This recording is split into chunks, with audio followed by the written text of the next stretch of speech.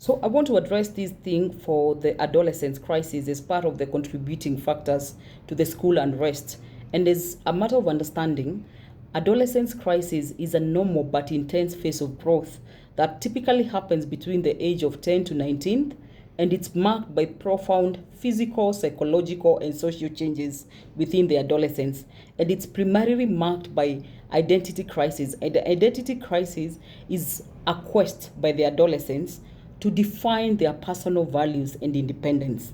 And why adolescence crises happen is because there's a mismatch in the structural functionality of the brain, whereby the emotional center is fully developed, while the prefrontal cortex that controls the behavior and the executive functioning is not fully developed. So there's a mismatch. And some of the triggers to this mismatch is, number one, hormonal fluctuations that comes with adolescence, where there's a lot of production of developmental hormones that brings about changes in behavior, mood, and even the energy levels. You find the young men are very energetic, or the young girls are very energetic more than usual.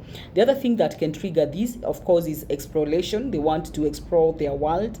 This is the time that they start questioning their beliefs, questioning their autonomy, and also wanting to have space from their parents. And the other thing that brings about this, that can trigger this, is peer pressure.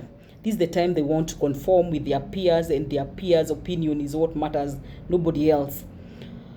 It's a normal phase of growth that then needs to be handled with a lot of care, and we need to look at what is normal and what is abnormal. It's okay for your adolescents to keep quiet, but it's not okay for your adolescents to withdraw for more than 2 weeks. Silence, social isolation, self-harm, expressing feelings of giving up, expressing suicidal ideation. It is not okay for your adolescents to want to keep to themselves. So as a parent, you should be able to monitor and see when there's change in behavior that is extreme, the extremes of behavior.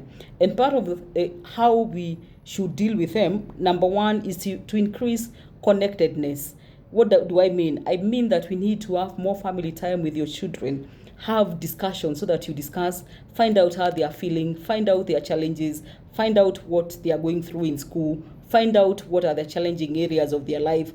And then as parents, we are able to reassure them, reaffirm them, and this way we'll be able to reduce the rates of depression and anxiety that happens, especially when there's a lot of uncertainty. The other thing that we can help our adolescents with is to encourage self-care practices.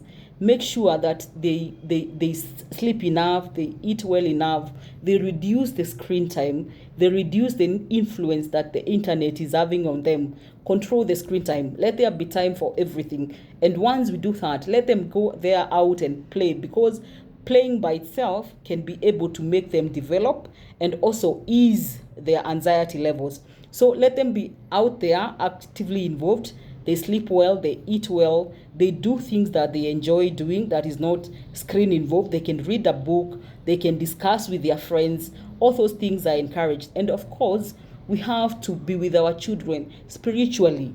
Even if you don't believe in God, I want you to teach your children to believe in a power that is beyond them, in a power that brings the sun and brings the rain. And whatever you want to call that power, let them believe in a power they can always turn to, so that they don't feel hopeless, so that they don't feel as if there's no future.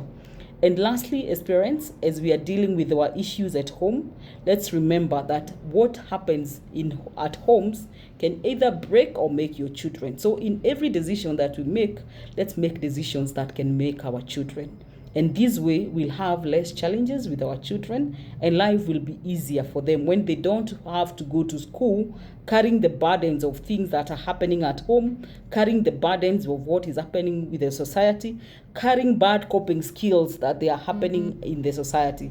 So as a society, we have to change and embrace the right coping skills. When we have issues, we need to know how to express ourselves so that the children can learn from us. Because it is monkey see, monkey do. Monkey see, monkey do.